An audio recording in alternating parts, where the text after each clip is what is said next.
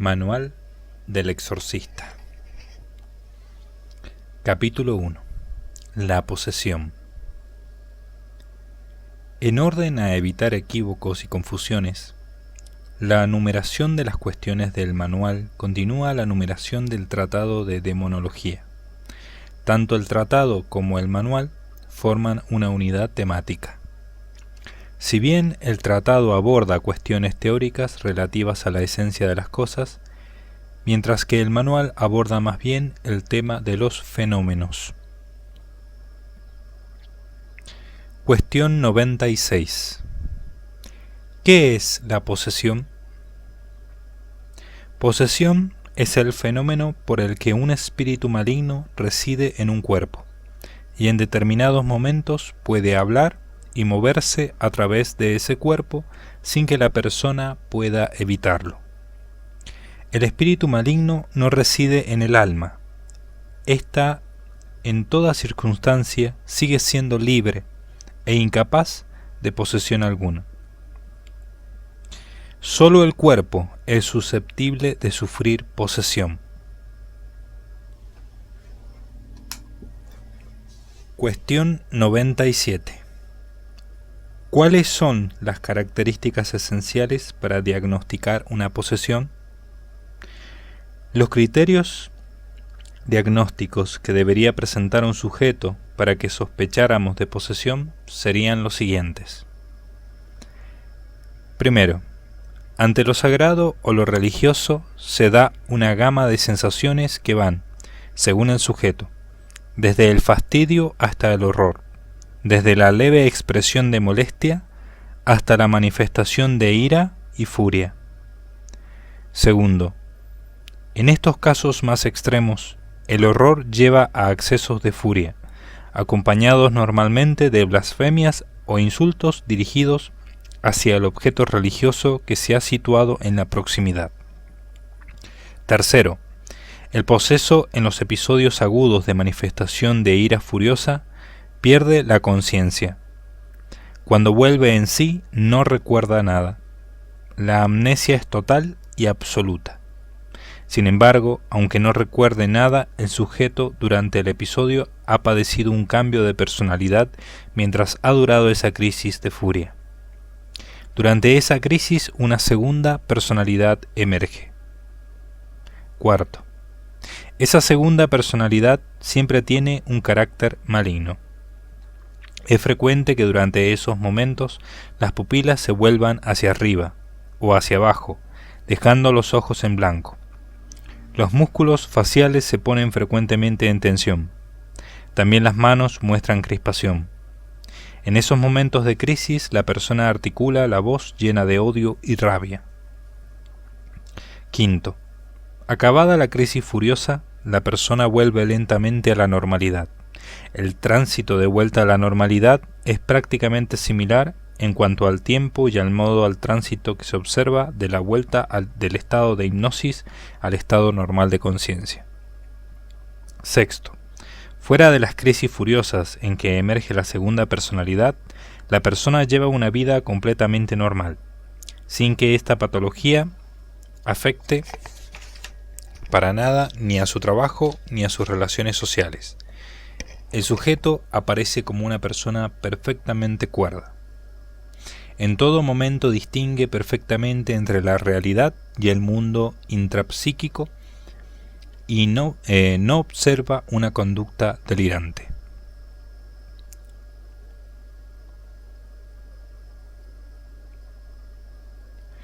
Séptimo, en algunos casos sí exponen cosas que parecen alucinaciones sensoriales.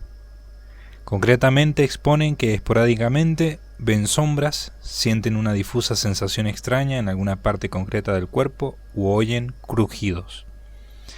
Por el contrario, no oyen voces internas, ni sienten algo que les corre bajo la piel. Cuestión 98. Consideraciones psiquiátricas. Aquí hay un punto a pie de página.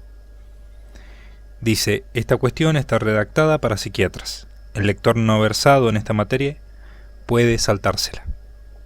Ahora retomo la lectura. Al explicar este fenómeno a psiquiatras, a estos 7 criterios habría que añadir que no se puede considerar, dentro de este campo de la posesión, los casos en que el sujeto meramente dice sentir una presencia. En la mayor parte de los casos, estos fenómenos de posesión se producen tras participar en algún tipo de rito esotérico. Ouija, práctica de espiritismo, santería afrocubana, macumba, vudú, etc. Este tipo de personas, tal como se ha mencionado en el punto 7, sufren alucinaciones sensoriales, siempre con una temática muy precisa, la referida en el citado punto. Pero no se ven afectadas por ningún tipo de delirio. Por el contrario, hay una total ausencia de construcción patológica de conjuntos de ideas que puedan justificar ese tipo de trastornos explicados en los 8 puntos anteriores. El paciente mantiene un razonamiento claro y se muestra sumamente crítico respecto a los síntomas que él mismo describe al médico. Es muy frecuente que comience su exposición al especialista médico o al sacerdote con las palabras: va a pensar que estoy loco, no me va a creer, o no sé por dónde empezar. El mismo poseso es el primero en reconocer que su discurso va a resultar poco digno de crédito. El poseso sitúa perfectamente en el tiempo el inicio de sus trastornos y suele referir como causa de ellos la participación de ese rito esotérico. Cuando se dice de alguien que es un psicótico, caben varias definiciones. La definición más limitada de psicótico se restringe a ilusiones o alucinaciones notables, con las alucinaciones teniendo lugar con ausencia de conocimiento de su naturaleza patológica. Aquí hay otra nota al pie de página que dice DCM cuarto, página 273. En este libro, las citas de la obra Diagnostical and Statistical Manual of Mental Disorders de la American Psychiatric Association se harán siguiendo la edición norteamericana de 1994. Retomo la lectura. Como se ve, no se acaba de encajar este tipo de pacientes en el concepto de psicótico, ya que mantienen una continua conciencia crítica respecto a los trastornos que refieren. Podríamos decir que la posesión tiene algún ligero aspecto en común con la esquizofrenia paranoide, dado que la característica esencial de una esquizofrenia de tipo paranoide es la presencia de notables ilusiones o alucinaciones en el contexto de una relativa preservación de la función cognitiva y afectiva. Aquí hay otra cita al pie que dice DCM, página 287. Retomo la lectura. El punto 7 expuesto anteriormente daría la impresión de que este tipo de pacientes entrarían en la clasificación para este tipo de enfermedad, aunque hay que hacer notar que ese tipo de alucinaciones en estos casos mantendrán una temática constante. Aunque transcurran varios años, las alucinaciones no cambiarán de temática, ni tampoco variarán en su frecuencia. Frecuencia tan irrelevante que no llevarán a catalogar al que las padece de persona esquizoide. En este tipo de enfermos, esta patología alucinatoria en ningún caso deriva hacia el delirio. Lo verdaderamente relevante, el factor predominante, será el hecho de que en los fenómenos de mayor furia, en los que emerge esa segunda personalidad, da todos signos el paciente de sufrir un desorden disociativo de la personalidad. La presencia de una identidad distinta que toma el control sobre la conducta de la persona entra plenamente en la descripción de esta patología de la disociación. Esta segunda identidad siempre aparece con unos rasgos muy fijos. Hablará con rabia, con ira, exponiendo un gran odio hacia todo lo relativo a la religión, y hablará además con la expresión facial manifestando una gran tensión. En unos pacientes esta segunda identidad es locuaz, en cuyo caso manifiesta una gran procacidad en su vocabulario y expresiones blasfemas. En otros pacientes esta segunda identidad es casi muda, hablando en contadas ocasiones y de un modo extremadamente lacónico. Sus intervenciones cargadas de odio y tensión tienen en común con el tipo anterior en que la voz cambia por efecto de esa ira contenida. Hablando de la generalidad de las patologías de personalidad disociada, en estos casos el paciente asume un segundo rol de modo inconsciente. Y fruto de la profunda asimilación inconsciente de esa segunda personalidad puede venir la prontitud y coherencia de las respuestas adecuadas. Pero hay que hacer notar que en los enfermos de posesión, esta segunda identidad siempre presenta los mismos rasgos, aunque dividida en esos dos tipos citados, personalidad locuaz o muda. ¿Cuáles son esos rasgos?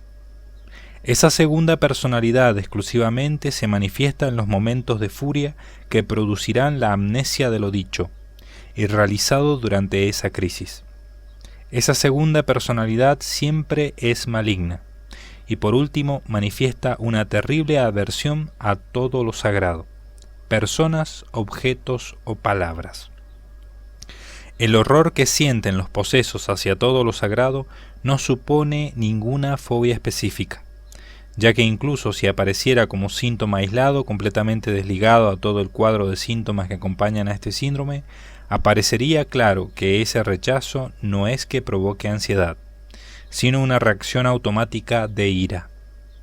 El poseso no manifiesta una ansiedad provocada por una exposición a cualquier objeto, persona o palabra sagrada, sino que esa exposición es causa de emergencia de la segunda personalidad. Al no existir fobia tampoco, ese rechazo provoca ningún desorden obsesivo-compulsivo, ni tampoco ese rechazo da lugar a ningún tipo de ritual de evitación, usada aquí la palabra ritual en su sentido psiquiátrico. Dado al tema que tratamos, la aclaración no es ociosa. El pensamiento en todo momento, salvo en los momentos de trance, es claro.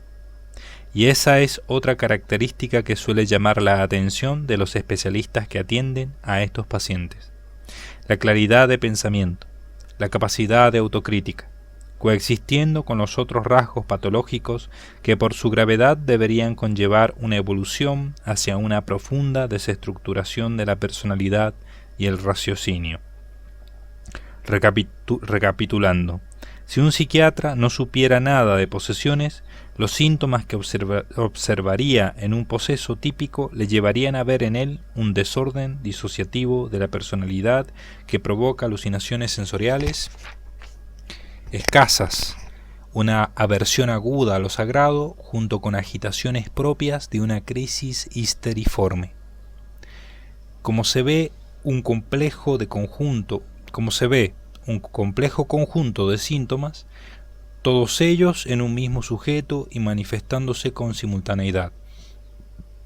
Ello nos lleva a rechazar las clasificaciones simplistas de aquellos que, sin haber visto un caso real, sentencian que se trata de tal o cual enfermedad mental. El cuadro sintomatológico aquí definido refleja un síndrome tan especial que no se le puede encuadrar sin más en tal o cual apartado de la patología psiquiátrica. Hay que admitir que nos encontramos no ante un desorden mental simple, sino ante un síndrome para el que hay que buscar un lugar específico dentro de la catalogación médica. Y digo un síndrome porque es un conjunto de signos y síntomas que existen a un tiempo y definen un cuadro morboso determinado. Cuadro morboso que se repite de un modo milimétrico en los pacientes que lo padecen y cuya simultaneidad en la concurrencia de esos rasgos antes descritos llevan a la perplejidad a los especialistas que los atienden. Por lo tanto, es totalmente inadecuado hablar de este hecho como esquizofrenia, psicosis y mucho menos epilepsia, porque el cuadro entero no encaja en la catalogación de cada una de estas enfermedades. Este síndrome solo encaja en pequeñas partes de la sintomatología de esas otras patologías. Pienso que el mejor término, puesto que hay que crear una denominación ex profeso, sería síndrome de monopático de disociación de la personalidad. El DSM, en el apéndice primero, ofrece un glosario de síndromes relacionados con culturas étnicas determinadas. Aquí hay una cita a pie de página que dice DSM, página 849. Retomo la lectura. En la página 1849 aparece el término zar, al que se da la siguiente definición descriptiva. Un término general de Etiopía, Somalia, Egipto, Sudán, Irán y otras sociedades del Medio Oriente aplicado a la experiencia de espíritus poseyendo una persona. Las personas poseídas por un espíritu pueden experimentar episodios disociativos que pueden incluir gritos, risas, golpes de la cabeza contra la pared, cantos o llantos. Las personas pueden mostrar apatía y apartamiento, rehusando comer o el llevar a cabo las tareas diarias, o pueden desarrollar una relación a largo plazo con el espíritu que los posee. Pero mucho más importante que ese término que había que enseñar, ya que esa obra hace mención, el DSM en el apartado 300.15, dedicado a los desórdenes no especificados de otra manera, página 490, trata de un modo confuso y mezclado con otros desórdenes, el cuadro que aquí se ha presentado de un modo detallado. Ese apartado trata de este tema de un modo sumario esta cuestión, y ya advierte que hay casos en que la característica predominante es un síntoma disociativo, y que sin embargo no concuerdan con los criterios de ningún desorden específico. Es interesante observar lo categóricos que se muestran algunos especialistas en clasificar el síndrome que he descrito, y de los que ellos solo han tenido referencias, como una mera y simple disociación, cuando el mismo DSM, ante la evidencia de casos conocidos de primera mano, advierte claramente que hay casos que escapan a los criterios de la misma clasificación que acaba de hacer. Y de modo expreso, el DSM menciona la posesión, al final del punto 4 del apartado 300.15, como un tipo de trance en el que la característica predominante es esa disociación de la personalidad, pero cuyas características no coinciden con los criterios dados para ningún tipo de desorden de disociación. Lo denominemos como lo denominemos, hay que convenir que clasificarlo en otra de las categorías hasta ahora existentes es podar el fenómeno de muchos de sus elementos específicos. Por eso es más adecuado crear un término específico para una realidad específica. No basta con decir que es una patología demonopática, pues son muchos los desórdenes psiquiátricos en los que el enfermo cree ser un demonio, o que la persona con la que convive se ha transformado en un demonio, o que oye voces de demonios, etc. Tampoco basta con decir que es una mera disociación de la personalidad, porque la disociación aquí descrita presenta un cuadro demasiado sui generis en las características que la acompañan. VG, fase convulsiva, sin pérdida de conciencia, una fobia exacerbada en medio de una crisis de apariencia histeriforme. Sin embargo, esa disociación de la personalidad, con ser solo un síntoma diagnóstico más, es el más específico de la posesión. Así que por ello creo que psiquiátricamente el término más adecuado sería, como ya he dicho antes, síndrome demonopático de disociación de la personalidad, incluyendo en la palabra síndrome todas las fobias específicas y los otros aspectos de los que he hablado. Creo que de todos los términos, es el más descriptivo de sus características esenciales.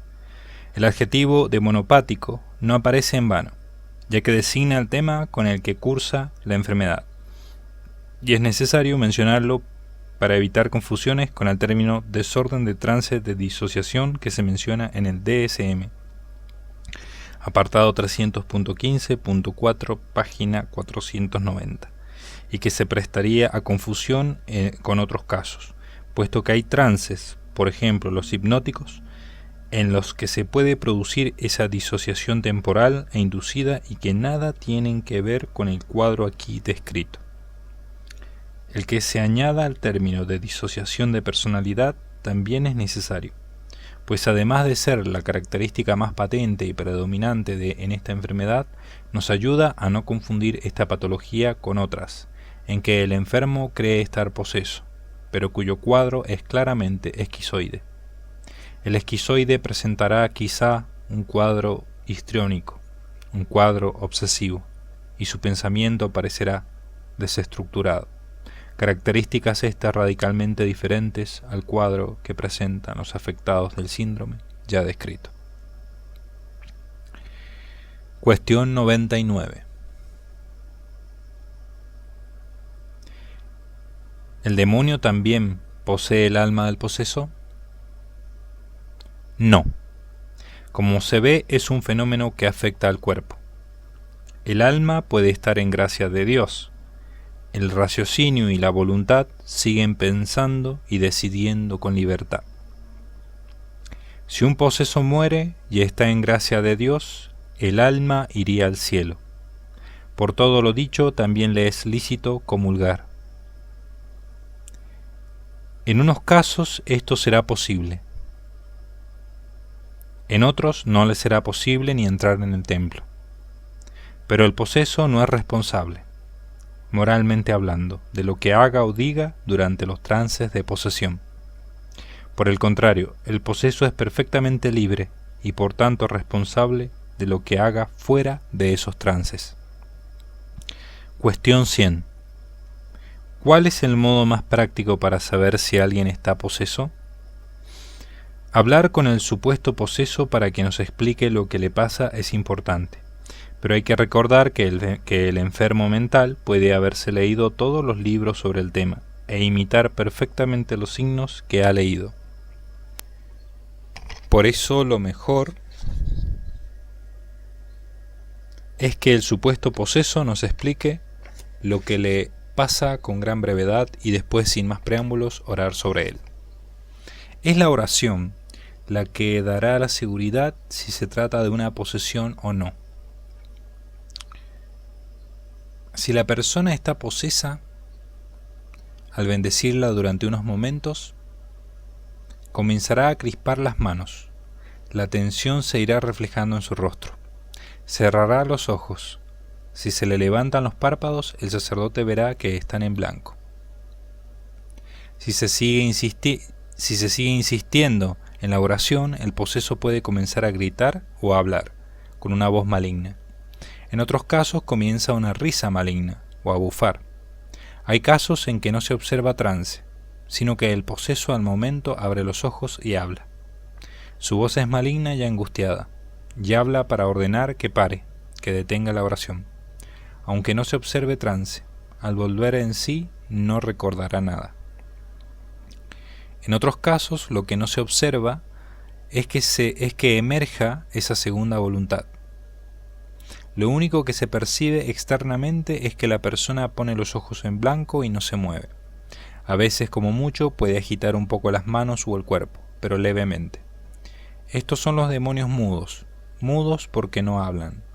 Pero aunque no hablen durante mucho tiempo, ya comenzado el ritual exorcismo, la persona entra en trance. Cuestión 101. ¿Qué argucias puede usar el demonio para ocultar su presencia en el poseso? Esta cuestión debe ser leída muy atentamente por aquel que se vaya a dedicar al ministerio del exorcismo de forma continuada, pues se trata de un tema capital, tan importante que el demonio por aquí sí que engañará a no pocos exorcistas haciéndoles creer que alguien no está poseso. 2 son las argucias que pueden usar algunos demonios para no ser descubiertos, dependiendo si son demonios clausi o aperti. Más adelante se explica qué tipo de demonios son estos. Si es un demonio de los denominados clausi, tratará primero de ocultarse, de no manifestarse. Algunos pueden resistir sin manifestarse durante 5 minutos incluso y hasta más. Por eso es importante hablar con el supuesto poseso antes de bendecirle, para ver si el caso es verosímilmente de posesión o no. Pero si la posesión parece verosímil, hay que insistir más tiempo en la oración de bendición. El demonio, que es de los clausi, cuando no resiste más el poder de la oración, hace entrar en trance al poseso, el cual cierra los ojos y los pone en blanco bajo los párpados, pero sin moverse, sin llamar la atención.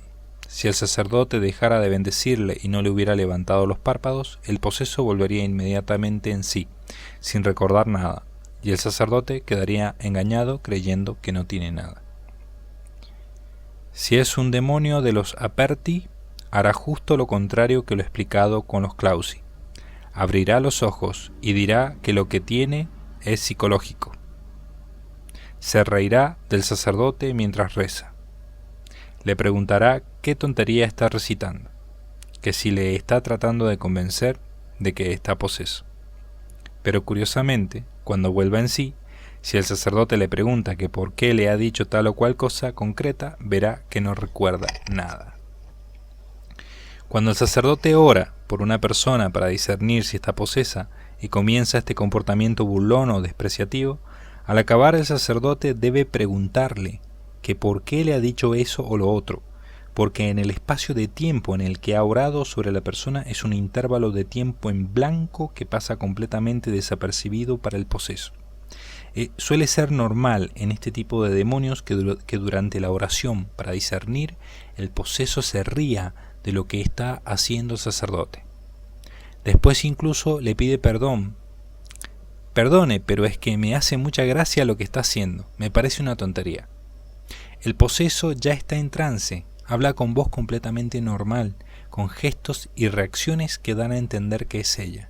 Pero el sacerdote debe sospechar de que si él ha venido a verle, motu proprio, para ver si está poseso, ¿por qué de pronto al rezar todo le hace gracia?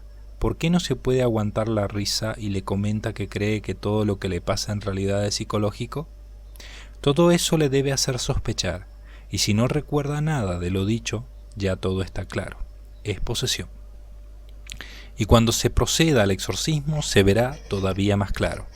Aquí hay una nota a pie de página que dice: en ocasiones he observado que esa hilaridad, esas dudas, proceden de una tentación intensa del demonio, sin necesidad de entrar en trance, con perfecta conciencia. Ahora retomo la lectura. A veces esta estratagema el demonio la usa incluso durante el exorcismo. Es gracioso que incluso después de haber entendido oraciones en latín y haber mostrado acerba con repulsión a todo objeto sagrado, hace un desesperado intento de convencer a todos los presentes con voz normal de que en realidad lo suyo es una enfermedad mental y que le dejen marchar.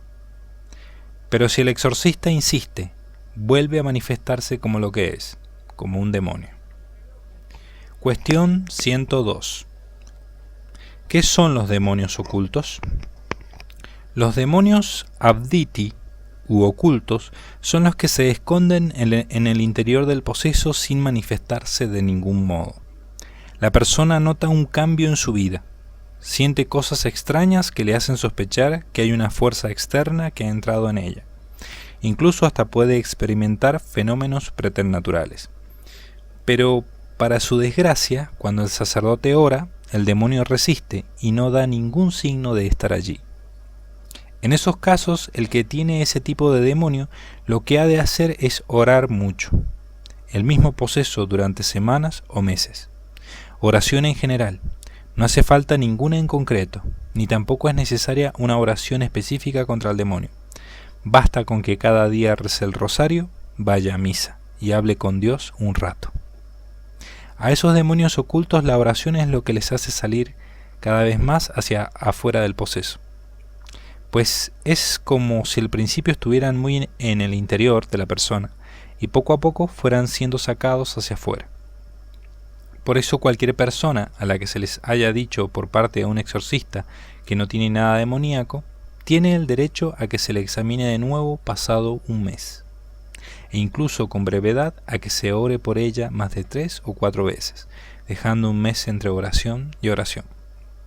En este sentido, ha habido posesos cuyos demonios se han ocultado de forma tan absoluta que ningún exorcista hubiera detectado su presencia por mucha ciencia y experiencia que tuviera.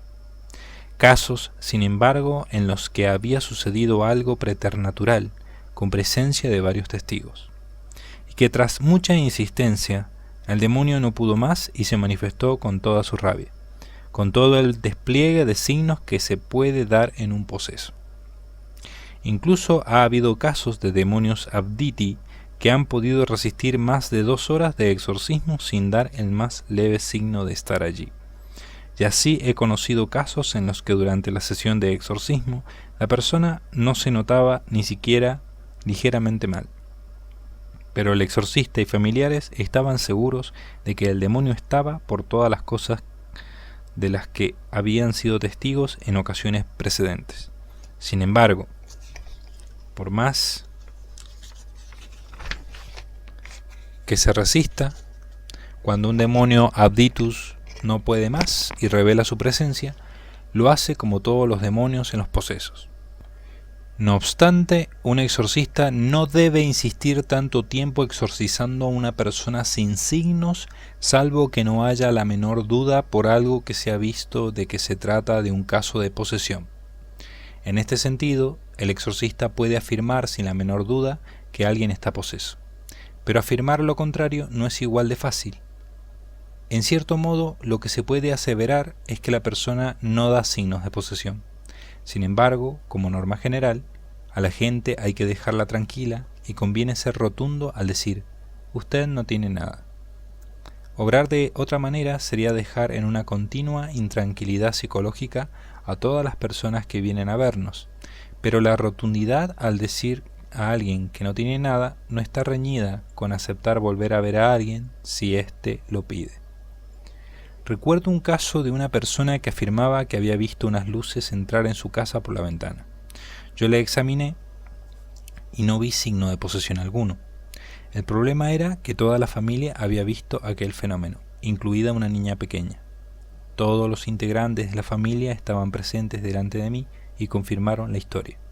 Así que mi respuesta fue: primero, si no hubiera habido más testigos de lo que usted me dice, estaría seguro de que lo suyo es meramente psicológico. Segundo, pero dado que hay más personas que avalan su historia, tengo mis dudas. Tercero, por otro lado, usted no da signos de posesión. Cuarto, así que haga lo siguiente. A. Tome la medicación que le ha dado el psiquiatra y siga todas sus indicaciones. B. Al mismo tiempo ore, rece el rosario, vaya a misa.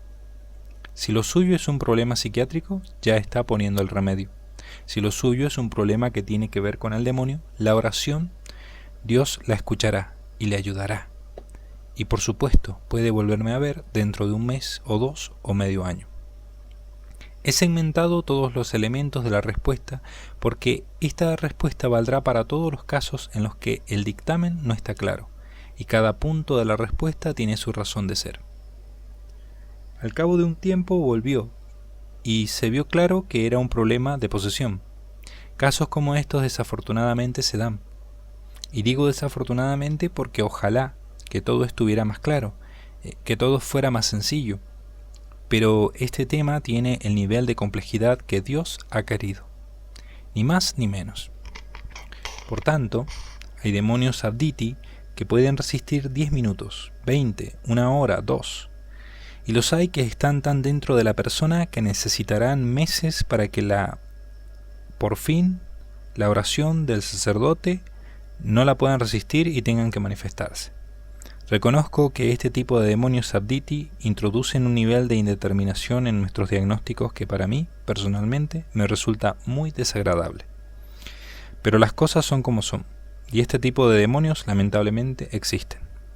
La demonología es como es. No se trata de una cuadrícula que haya creado un teólogo y en la que todo sea tan fácilmente delimitable como nos movamos con la más perfecta de las seguridades a la hora de dar un dictamen. Cuestión 113. Cuestión 103. ¿Qué oración se debe hacer para saber si alguien está poseso? Basta con que el sacerdote bendiga a la persona, bien sea con oraciones ya hechas o improvisadas. Al cabo de un rato se pueden intercalar las siguientes frases fáciles de memorizar: In nomine Iesu, exorcizo te. In nomine Iesu, dignomen tum. In nomine Iesu, si es hic, manifiesta te. Al dirigirse al demonio hay que hacerlo con autoridad. Al demonio no se le pide nada, se le ordena. Hacerlo en latín ayudará a que la persona no sepa en qué momento nos estamos dirigiendo al demonio y hemos dejado de bendecirla. Si la persona no da ningún signo ni de trance ni de que emerja esa segunda personalidad, entonces es que no está posesa. De todas maneras, hay demonios que se esconden mucho, que con todas sus fuerzas resisten la oración. Por eso conviene insistir un poco. Normalmente no es necesario insistir más allá de 3 o 4 minutos. En el 95% de los casos de posesión, el demonio suele manifestarse en muy pocos segundos. Pero como hay muchos tipos de demonios, conviene que el sacerdote se encomiende a Dios para que le ilumine y que haga caso de la intuición. Si algo le hace sospechar que allí hay un demonio, puede insistir más. Aunque más de 4 minutos, normalmente no habrá necesidad. Durante ese tiempo en que está bendiciendo a la persona, es muy importante que el sacerdote se concentre mucho en la oración. Cuanto más se concentre, más fuerza tendrá su oración y más obligará al demonio a manifestarse. Es muy conveniente que el sacerdote cierre los ojos para no distraerse mirando a la persona. Pero conviene que haya alguien más atento al poseso por si éste tratara de abalanzarse sobre el sacerdote mientras está con los ojos cerrados concentrado en la oración. El sacerdote, aunque esté concentrado en la oración, si en algo ha de fijarse tras un rato es en los ojos, pues en unos casos los ojos se cierran para entrar en trance, o en otros casos el demonio mira a través de ellos.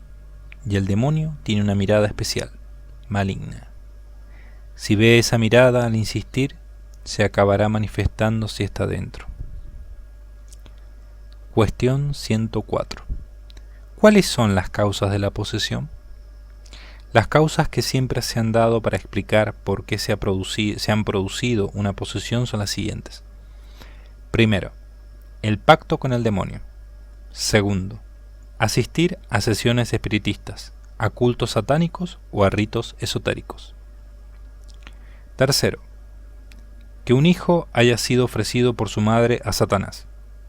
Cuarto, el maleficio. Nunca se contagia la posesión. Vivir con un poseso no supone ningún peligro de que se pegue algo de este tipo. Como se ve, queda poseso el que abre una puerta al demonio. La gente piensa que los pecados provocan la posesión, pero no.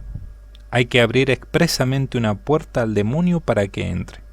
Una cosa es el pecado y otra la posesión. Lo uno no lleva a lo otro. De la misma manera que uno puede abrir la puerta al demonio aunque no sea demasiado malo, así también uno puede ser muy malo y no quedar poseso.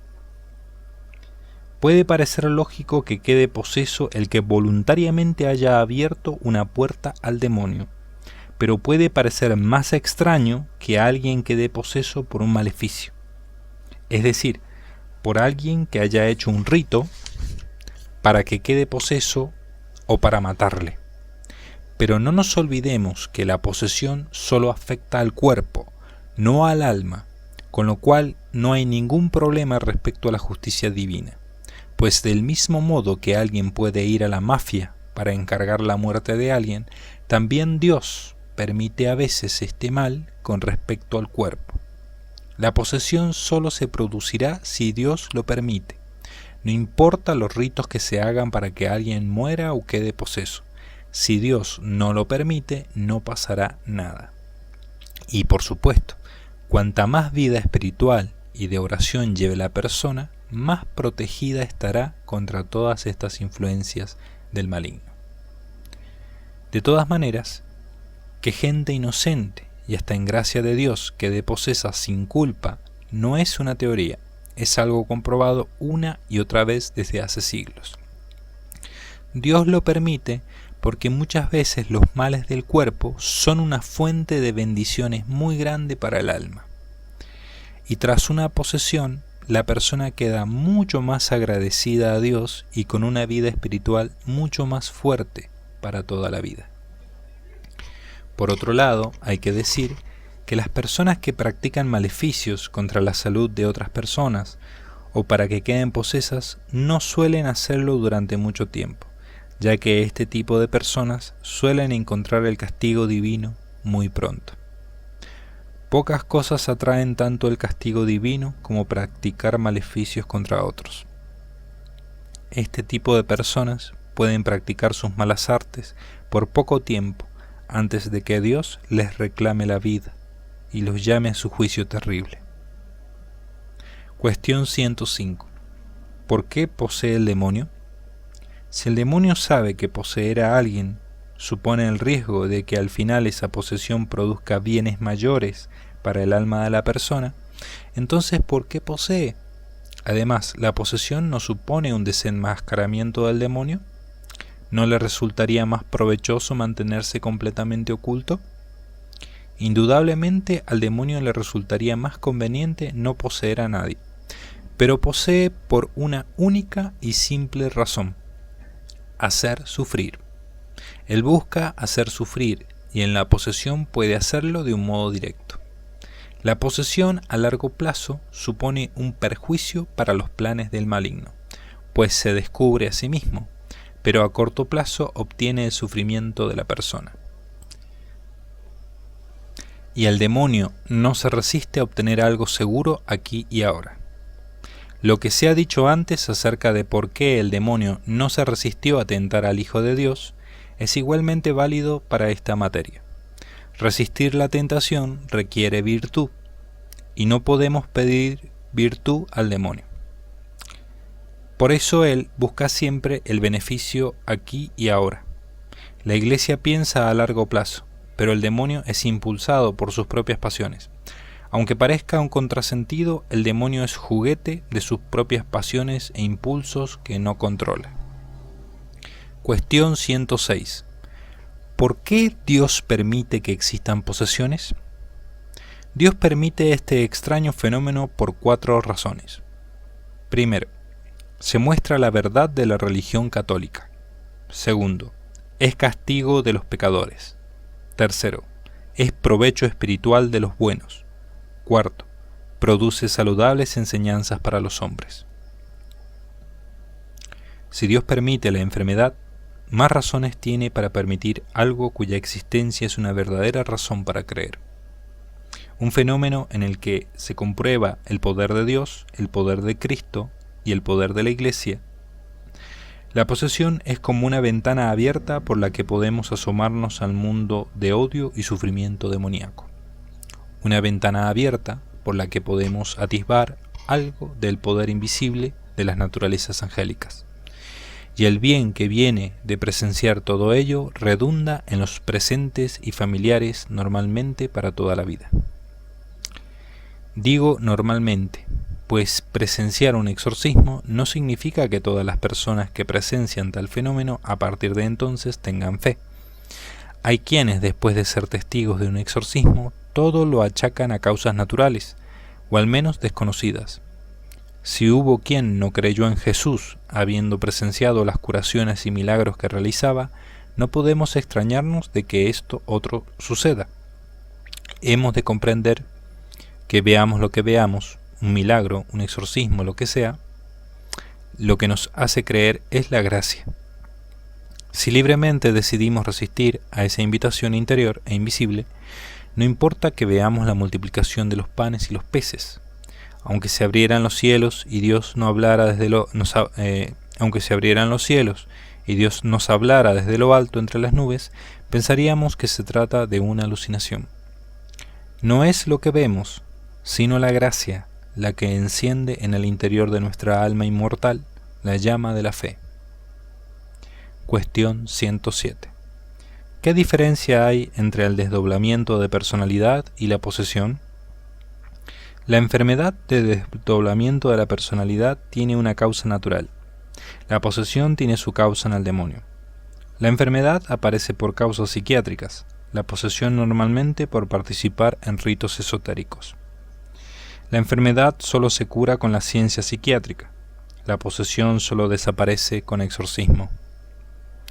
En la enfermedad no hay fenómenos extraordinarios, en la posesión en ocasiones sí que los hay. Cuestión 108. ¿Qué fenómenos extraordinarios se dan en la posesión? Basta que haya trance o la aparición de la personalidad demoníaca para que hablemos de posesión. Hay casos de posesión en que no habrá manifestación de fenómenos extraordinarios alguno, pero los fenómenos más frecuentes son: el demonio entiende cualquier lengua, incluidas las lenguas muertas. Obedecerá las órdenes que se le den en latín, griego, hebreo u otros idiomas al momento, con independencia de la edad o inteligencia del sujeto poseso. Aunque no suele ser frecuente, algunas veces los posesos hablan otros idiomas, aunque suelen ser idiomas desconocidos. Muestran una gran fuerza, a veces durante muchas horas, y alguna vez incluso fuerza física claramente imposible, pudiendo levantar a varias personas a la vez. También se puede dar conocimiento de cosas ocultas, pero el hecho más extraordinario de todos y el más infrecuente es la levitación. Cuestión 109. ¿En el Evangelio no podría ser la posesión un mero símbolo de la liberación del mal? Negar la realidad de las posesiones y afirmar que son sólo un mero símbolo de liberación del mal es una afirmación herética. Tal afirmación es contraria a la tradición constante de la Iglesia. Los santos, los doctores de la Iglesia, los santos padres, la práctica constante de la Iglesia en Oriente y Occidente a través de toda su historia es unánime en afirmar que la posesión es ese dominio del demonio sobre el cuerpo. Los evangelios distinguen de forma muy clara entre enfermedad y posesión. La distinción entre ambas realidades nunca deja lugar a dudas en ningún evangelista. Siempre se deja claro que la posesión está causada por un ente maléfico espiritual. Es un fenómeno, este de la posesión, tan sui generis, que se usa un verbo especial cuando Jesús va a expulsar esos daimonia. El verbo será exorquizo, conjurar. Las personas no serán llamadas enfermas, sino daimonisomenoi. La posesión no se cura, el poseso es liberado. Este grupo de personas que irán apareciendo en los 4 evangelistas gritarán, tendrán crisis de agitación. Jesús se dirigirá a esos daimonia imperativo, dando órdenes sin mostrar compasión alguna. Cuestión 110. ¿Hubo posesiones en la época del Antiguo Testamento? En el Antiguo Testamento solo aparece testimoniado un caso posible de posesión, que es el siguiente, y que aparece en el libro 1 de Samuel. El espíritu de Yahvé se retiró de Saúl, y le agitó un mal espíritu suscitado por Yahvé. Los servidores de Saúl le dijeron: He aquí que te agita un mal espíritu enviado por Dios. Y sucedió que cuando aquel espíritu de Dios asaltaba a Saúl, tomaba David el arpa y tañía con su mano. Esto daba a Saúl alivio, y le sentaba bien, pues se retiraba de él el mal espíritu. Primero de Samuel, capítulo 16, versículo 14, 15 y 23. Este texto parece un testimonio de posesión, pues se habla de un mal espíritu que lo agitaba, que lo asaltaba y más adelante incluso se dice que se apoderaba de él. Esto aparece en Primero de Samuel, capítulo 18, versículo 10, donde se afirma que un espíritu malo de Dios se apoderó de Saúl, el cual se puso arrebatado en medio de la casa. Y Saúl blandió la lanza pensando: clavaré a David en la pared. En la época del Antiguo Testamento, por supuesto, también hubo casos de posesión, aunque no hayan quedado consignados en la Biblia. Allí donde ha habido práctica de brujería e invocación a fuerzas malignas, allí ha habido posesiones. Cuestión 111. ¿Por qué ahora hay menos casos de posesión que en la época del Evangelio? Es frecuente oír que después que Cristo derramó su sangre en el Calvario, el poder del diablo sobre el mundo quedó quebrantado, y que por eso hay hoy día menos casos de posesión. Bien, se trata de una afirmación bastante difícil de probar, porque ni de una época ni de otra poseemos estadística alguna. De todas maneras, eran infinidad los ritos de la Edad Antigua en los que se invocaba a espíritus y dioses de un modo que era casi una sesión espiritista, favorecían la posesión. De ahí que es evidente que fuera más frecuente la posesión en la Babilonia pagana que en la Europa de Carlomagno. No fue la redención de Cristo, sino la extensión de la Iglesia y el abandono de ese tipo de ritos de invocación de espíritus malignos los que causaron que la posesión fuera algo verdaderamente excepcional. Porque aunque Cristo nos haya redimido, si se invoca a los demonios, se producen posesiones. Pero eso no es el hecho de la redención, por lo que ha disminuido el número de posesos, sino la erradicación de esas prácticas de conjuración de fuerzas malignas a implantarse el cristianismo.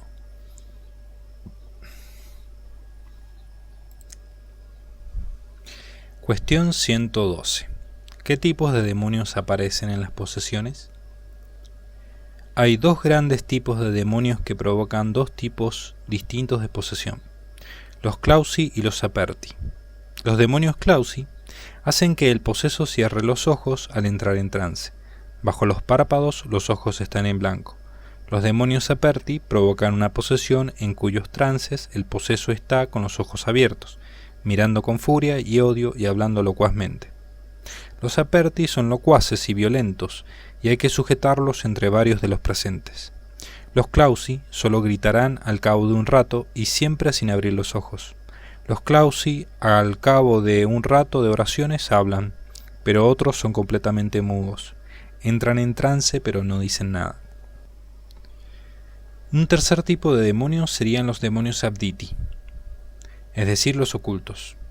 Se sabe que están ahí, dentro del cuerpo de los posesos, porque alguna vez se han manifestado indubitablemente. Pero después algunos se ocultan sin dar la menor seña de su presencia. Estos demonios abditi, una vez que se manifiesten, lo harán como demonios clausi o aperti. He dicho antes que son distintos tipos de demonios, pero en realidad, para ser precisos, habría que decir que los calificamos así según sea su modo de reaccionar durante el exorcismo. Los calificamos así según su reacción, pero sin llegar a penetrar en la esencia de lo que les distingue. Aunque sean distintos tipos de demonios, el modo de proceder del sacerdote con ellos al comienzo será el mismo, sea el tipo que sean. Después ya se irá viendo qué es lo que atormenta a cada uno de un modo más específico, y se insistirá en ello especialmente. Cuestión 113. ¿Qué sucede si un poseso muere antes de que salga el demonio? Mucha gente cree que si muere estando poseso irá al infierno. Eso es un error. Si la persona está en gracia de Dios, irá al cielo. La posesión solo afecta al cuerpo, y muerta la persona, el demonio sale y no entra en otra. Cuestión 114. ¿Pueden las almas de los condenados poseer? Sí. En mi opinión, las almas de los condenados pueden poseer exactamente igual que un demonio.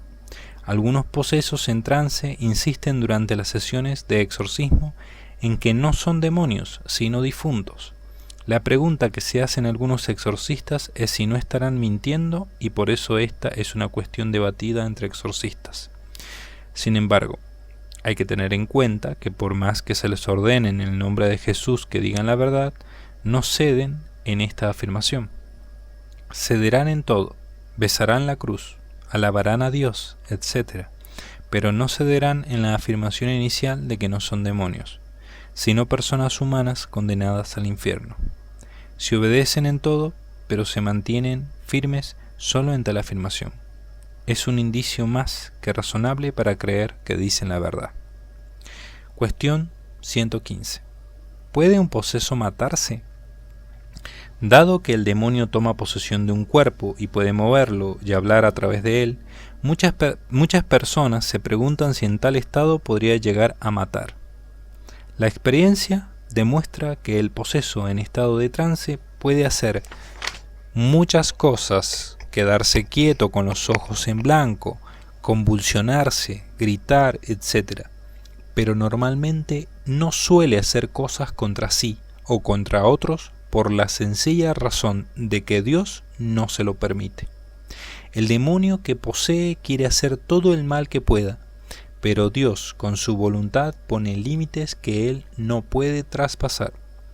De todas maneras, si el poseso tiene un espíritu de suicidio, entonces sí que existe un peligro real de que en ese estado de trance el demonio le impulse a tirarse desde una ventana, o a clavarse algo, etc. Los posesos que están poseídos de un espíritu de suicidio deben ser vigilados, y los permisos episcopales para proceder a su exorcismo deben tramitarse con la mayor urgencia. Cuestión 116. ¿Puede un poseso matar? Aunque algunos posesos en estado de trance pueden mostrarse agresivos contra alguien en concreto, es muy raro que puedan hacer algún tipo de daño. La experiencia demuestra que el poseso grita contra alguien, le pueden mirar con odio o poner las manos como garras y cosas por el estilo, pero es muy raro que trate de golpearle o de agredirle con algo. Y normalmente cuando en algún rarísimo caso trata de hacerlo, al final todo queda en un intento, como si una fuerza le impidiera llevar a cabo su deseo. Pero estos intentos de agresión solo ocurren muy rara vez, y repito, sin llegar a tener éxito. Cuestión 117. ¿Los asesinos en serie que cometen crímenes horribles son posesos? Mucha gente sencilla se pregunta si determinados asesinos en serie, que cometen crímenes espantosos, horribles y casi impensables, no estarán en realidad posesos. La respuesta es sencilla. Unos son meros enfermos mentales. Alguno puede estar poseso, otros ni están enfermos ni posesos.